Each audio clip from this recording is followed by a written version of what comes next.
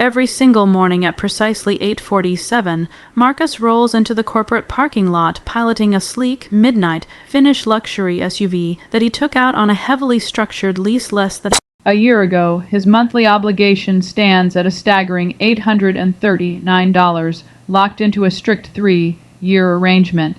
He purposefully selects the most prominent open space directly adjacent to the main building entrance, not for ease of access, but because that specific stall remains perfectly visible from the glass, walled upper boardroom where his entire department gathers for weekly strategic updates.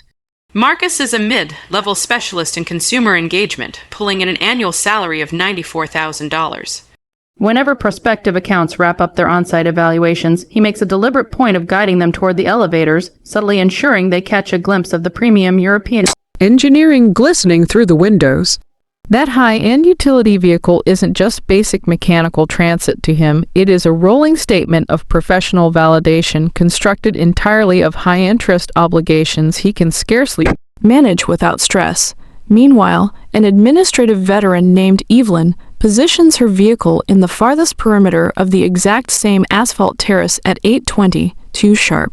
Her daily driver is a conventional family sedan from the previous decade, which she acquired second, hand several seasons back for $2,400 in hard currency. The exterior features a minor scuff on the quarter panel that she never bothered to address, simply because a cosmetic blemish has zero bearing on the mechanical dependability of the vehicle. Evelyn operates within the exact same enterprise as Marcus, directing the entire logistical infrastructure. Her compensation package totals $112,000 annually, but when you look beneath the surface of their balance sheets, a terrifying contrast appears. Marcus possesses a total personal net worth of just $17,000, completely weighed down by unsecured revolving balances, that multi-year automotive lease, and outstanding signature loan used to fund a tropical getaway, and an absolute minimum retirement balance of $8,200 that he only funds at a tiny 2% threshold. Evelyn, conversely, boasts a personal net worth exceeding $1.1 million. One individual maintains the meticulous illusion of affluence, while the other possesses genuine, unencumbered wealth. They park on the exact same lot, earn in a remarkably comparable baseline, and yet the vast canyon separating their true monetary realities can only be measured by decades of profoundly contrasting Financial habits. Interestingly enough, the primary indicator of this divergence is sitting completely exposed under the open sky every single morning. One professional prioritized superficial status, while the other prioritized consistent wealth accumulation. That single automotive choice was the precise fork in the road where their paths diverged permanently.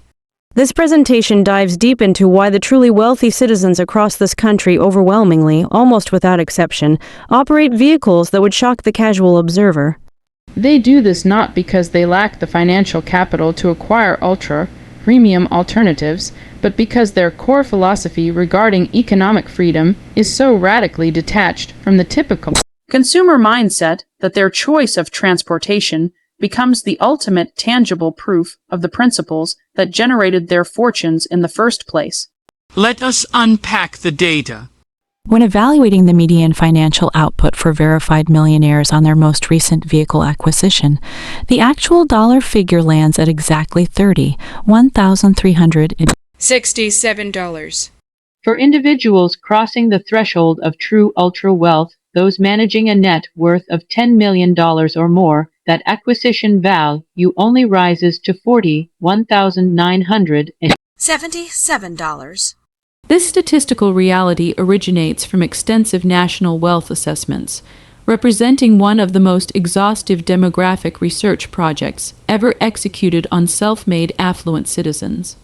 To provide some necessary perspective, consider that the average transaction price for a standard new vehicle in today's economy has soared past $48,000. Read that carefully. The typical working-class consumer is routinely committing significantly more capital toward a depreciating vehicle asset than the baseline self-made millionaire allocates for theirs. Furthermore, comprehensive automotive industry tracking reports indicate that 61% of households commanding an annual compensation north of $250,000 choose to drive standard, practical brands like Hondas, Toyotas, and basic domestic pickups, 61%. These are high-earning economic units generating $250,000 every single calendar year. These are individuals who could comfortably execute a cash transaction for an exotic luxury truck, yet the overwhelming majority choose to commute to their offices in a standard commuter compact, a basic family sedan, or a utility work vehicle. Only a minor 9% slice of those high-earning households opted for premium European or domestic luxury badges whatsoever. The absolute most prevalent automotive emblem, discovered within verified millionaire driveways, is Toyota, closely accompanied by Honda, and then domestic utility brands. Premium luxury names fail to register on the data set until the 4th and 5th positions, respectively. Only 23.5% of these affluent owners operated a vehicle manufactured within the current calendar year. According to long-term economic tracking, well over half of the wealthy demographic navigated vehicles older than 2 full seasons. The typical self-made wealthy individual operates a machine that is roughly 4 years old, showing approximately 41,000 miles on the odometer. These are not citizens constrained by a lack of purchasing power. These are individuals who deeply comprehend a structural economic truth that the modern consumer culture has systematically conditioned the general public to overlook. Vehicles represent the single most aggressive wealth destroying mechanism in the modern household economy, second only to overextended residential choices.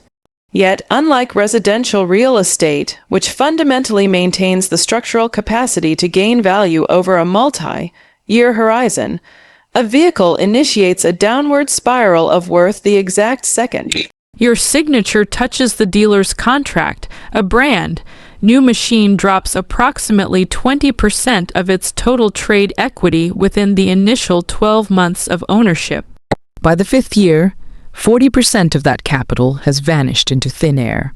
By the 7th annual milestone, the vast majority of consumer vehicles retain less than 1/3 of their initial window sticker valuation. Despite this reality, the average monthly obligation for a new vehicle purchase has escalated to a massive $767, with an increasing segment of the population carrying individual monthly obligations surpassing $1,000. Long-term lending structures stretching out over 84 months, 7 full years of compounding interest on an asset that is actively decaying, are rapidly becoming standard consumer practice. This dynamic implies that an alarming volume of hardworking citizens are consistently transmitting monthly capital toward a machine that is worth significantly less than the remaining principal balance on the underlying loan for the absolute majority of its functional lifespan. They are permanently trapped beneath the surface of their equity, owing more than the asset's liquidation value, all while surrendering massive monthly sums that could otherwise be fueling wealth.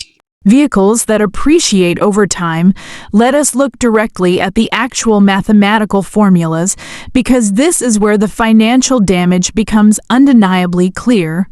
Marcus structures his premium SUV lease at $839 every single month. Over the course of his 36-month contractual window, he transfers exactly $30,204 directly to the financing firm. At the conclusion of this period, his total equity stake equals exactly 0. He hands the keys back across the counter and immediately enters into a fresh lease agreement because the mere thought of stepping down to a conventional commuter vehicle feels like an unacceptable blow to his social identity. He will repeat this destructive behavior loop for approximately 30 years of his active professional life, routing an average of $800 every single month toward a piece of Machinery he will never actually own. Evelyn, by contrast, secured her dependable sedan for $22,400 in an upfront cash transaction. She intends to operate that asset for a full 8-year cycle.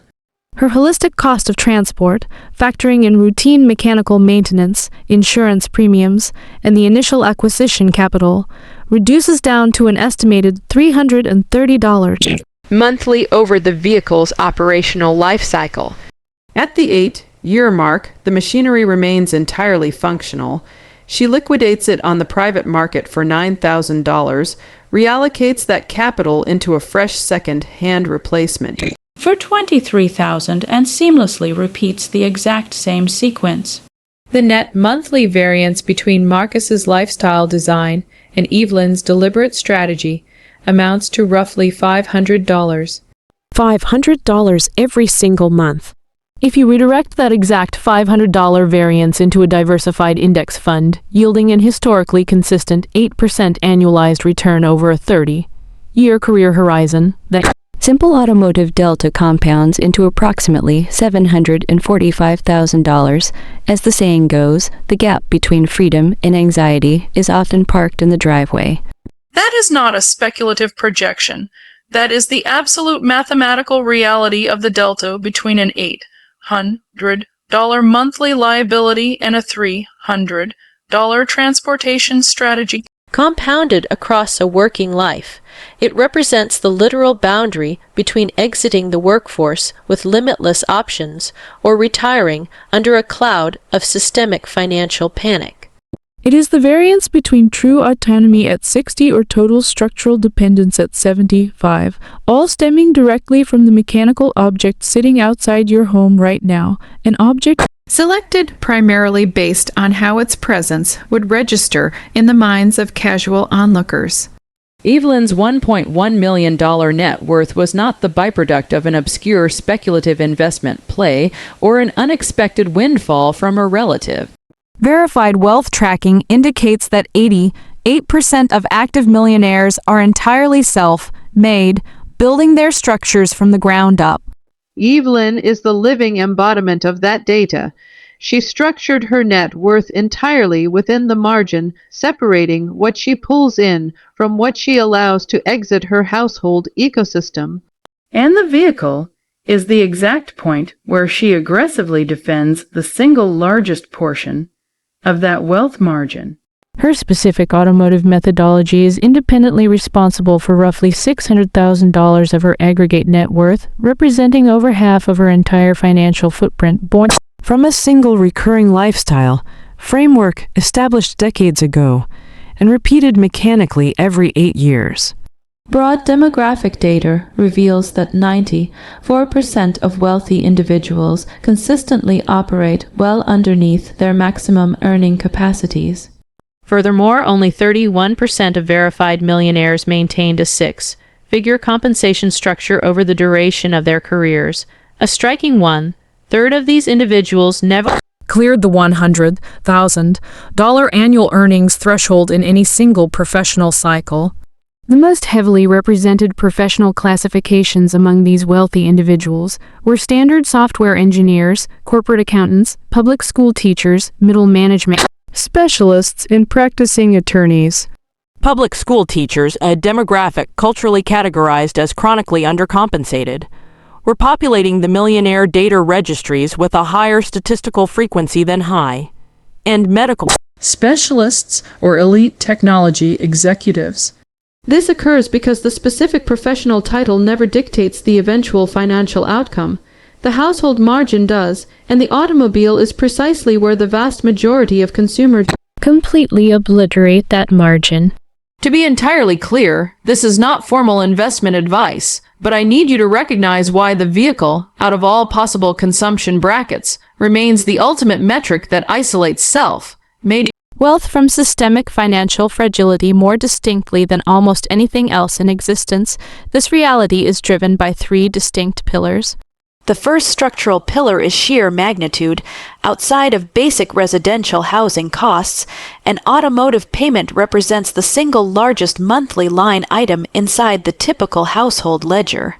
Surrendering $767 a month exceeds what the average family allocates toward nutritional groceries. It surpasses what most households channel into long-term investments. It dwarfs what the typical citizen preserves in liquid savings. When the single operational line item becomes artificially inflated by $3, $4, or $500 beyond the baseline cost of clean, dependable mechanical transit, the sheer velocity of The excess consumption completely neutralizes every other positive financial habit you attempt to establish. You can methodically eliminate every single digital subscription service, prepare your morning coffee in your own kitchen with religious discipline, pack a brown, bag lunch every single day, and aggressively negotiate every utility invoice in your file, and the aggregate savings from those micro-actions will still fail to neutralize the massive canyon between a $400 car obligation and a $900 luxury payment. The vehicle represents the massive boulder in your financial stream. The premium lattes are merely tiny pebbles. The vast majority of mainstream financial commentators concentrate almost exclusively on the pebbles because minor daily lifestyle restrictions are simple to package into casual content. That massive boulder, however, is where your long-term capital is actually being systematically crushed. The second structural pillar is absolute duration. Unlike a temporary vacation getaway, an upscale evening out, or a premium piece of designer apparel, an automotive obligation permanently locks down your capital for multiple years on end. 60 months, 70, 2 months, 80, 4 months. It functions as an uninterrupted automated extraction from your economic vitality that runs silently in the background for the better part of a decade. Because this mechanism operates completely on autopilot, your psychology quickly normalizes the pain of the outflow. By the sixth statement, your conscious brain no longer actively registers the impact of the transfer. It simply fades into the background architecture of your financial life.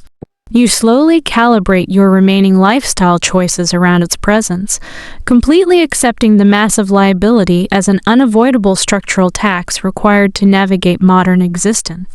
Except it is completely fluid. It was a deliberate choice.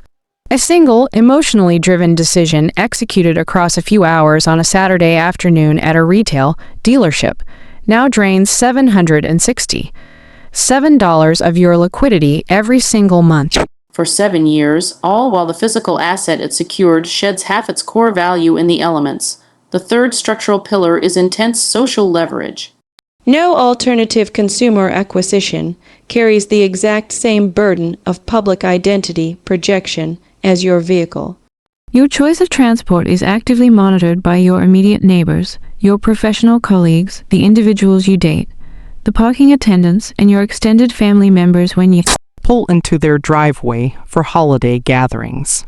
It broadcasts an immediate, nonverbal narrative regarding your perceived value, your estimated compensation, and your current level of personal achievement. That underlying narrative is almost entirely a work of fiction, but the passing audience possesses no mechanism to verify the truth. The general public observes a premium European badge and instantly assumes elite financial security. The same public observes a 5-year-old practical sedan and instinctively assumes middle-class survival at best. The socio-cultural programming surrounding automotive ownership is so deeply hardwired into our modern psychology that the vast majority of individuals would actively choose to be functionally insolvent inside an elite vehicle rather than structurally secure behind the wheel of a boring one. Marcus is the perfect case study for this psychological trap. His premium SUV demands $839 monthly for the base note, plus an additional $347 in insurance premiums because high-performance. Foreign machinery commands elevated risk profiles, plus premium, grade fuel that requires $20 to $30 more per tank than standard unleaded. His comprehensive monthly transport cost clears $1,200, funded by a $94,000 annual salary baseline. This means roughly 15% of his gross earnings, flows directly into a rapidly decaying mechanical asset. Standard financial optimization blueprints typically dictate that aggregate transportation costs, encompassing principal payments, insurance, fuel, and upkeep, should remain strictly underneath a 10% gross income ceiling